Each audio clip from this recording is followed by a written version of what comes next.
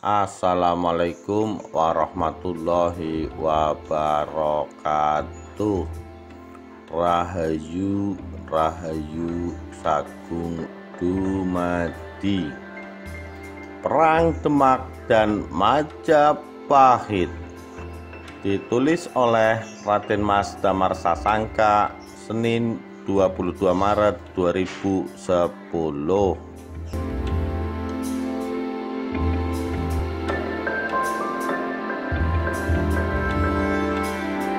Perang antara Demak dan Majapahit diberitakan dalam naskah Bebet dan Serat, terutama Bebet Tanah Jawi dan Serat Kanda.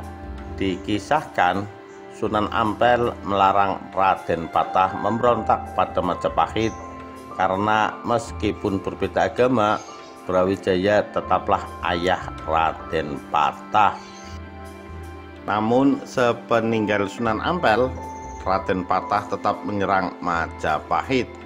Brawijaya moksa dalam serangan itu. Untuk menetralisasi pengaruh agama lama, Sunan Giri menduduki tahta Majapahit selama 40 hari. Kronik Cina dari Kuilik Sampokong juga memberitakan adanya perang antara Jin Bun melawan Kung Tabumi tahun 1478. Perang terjadi setelah kematian Bong Sui Ho alias Sunan Ampel. Jin Bun mengempur ibu kota Majapahit. Kung Tabumi alias Bre Kertabumi ditangkap dan dipindahkan ke Demak secara hormat. Sejak itu Majapahit menjadi bawahan Demak dengan dipimpin seorang Cina Muslim bernama Nyo Lawa sebagai bupati. Pada tahun 1485, Nyo Lawa mati karena pemberontakan kaum pribumi. Maka Jin Bun mengangkat seorang pribumi sebagai bupati baru bernama Pak Butala, yang juga menantu Kung Tabumi. Tokoh Pak Butala ini identik dengan Prabu Nata Girindrawardana alias Dyah Ranawijaya yang menerbitkan prasasti Jiyu tahun 1486 dan mengaku sebagai penguasa Majapahit, Jenggala, dan Kadiri.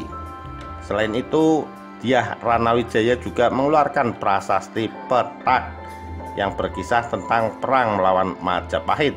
Berita ini melahirkan pendapat kalau Majapahit runtuh tahun 1478 bukan karena serangan Demak, melainkan karena serangan keluarga Girindrawardana.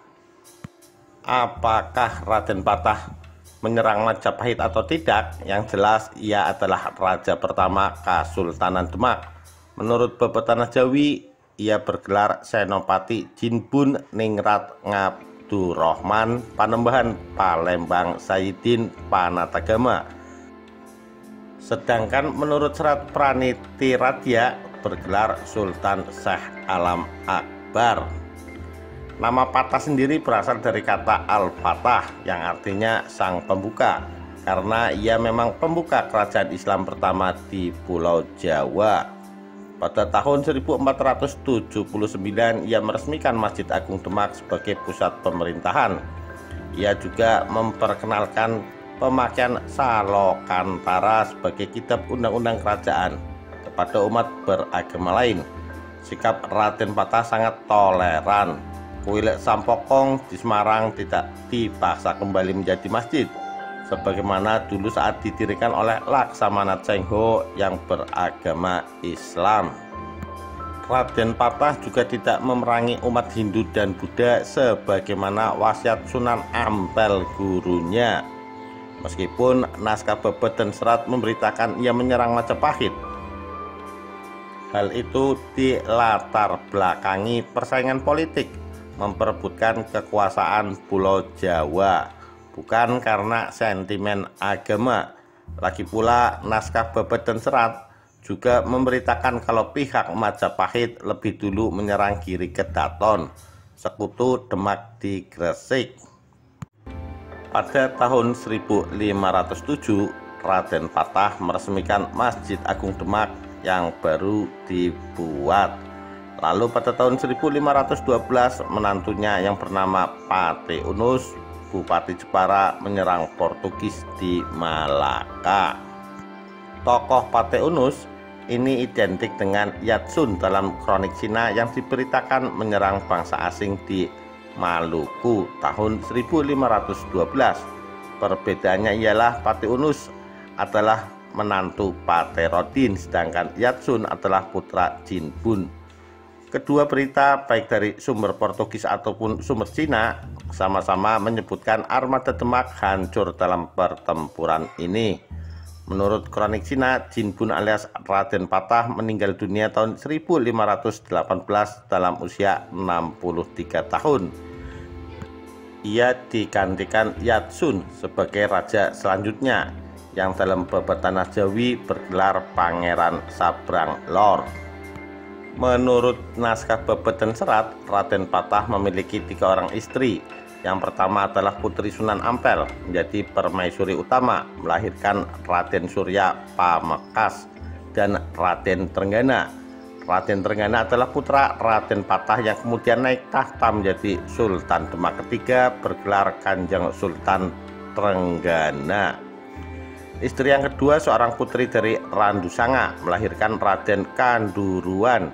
Raden Kanduruan ini pada pemerintahan Sultan Trenggana berjasa menaklukkan Sumeneb. Istri yang ketiga adalah putri Bupati Jipang, melahirkan Raden Kikin dan Ratu Mas Nyawa. Ketika Pangeran Sabrang Lor meninggal tahun 1521, Raden Kikin dan Raden Trenggana bersaing memperebutkan tahta. Raden Kikin akhirnya mati dibunuh putra sulung Raden Trenggana yang bernama Raden Mukmin alias Sunan Prawata di tepi sungai.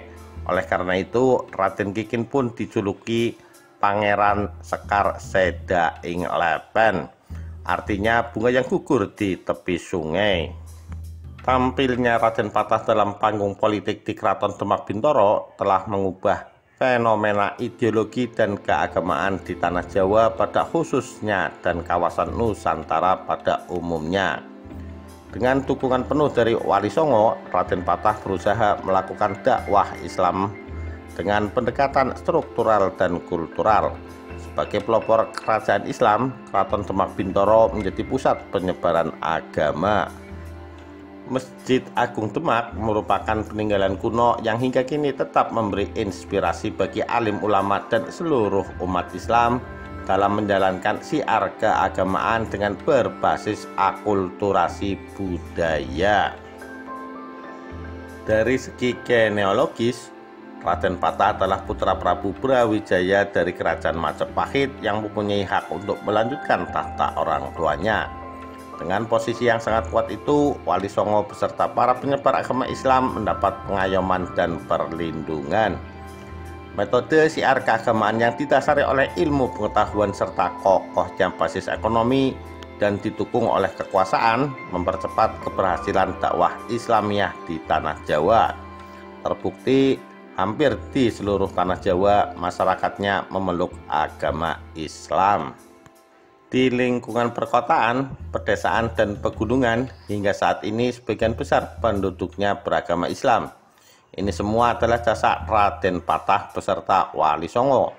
Buku yang berjudul Sejarah Raden Patah ini memberi deskripsi secara sistematis, integral, dan komprehensif tentang asal-usul, kiprah, dan kontribusi Kerajaan Demak Bintoro dalam lintasan sejarah dunia. Diterangkan pula strategi diplomasi kenegaraan Kerajaan Demak dengan negeri-negeri di Asia Tenggara, Asia Selatan, dan Asia Barat. Sungguh merupakan pengalaman historis yang berharga buat cermin para pengambil keputusan yang berkaitan dengan aktivitas keagamaan dan diplomasi. Demikian sekilas kisah perang Demak dan Majapahit.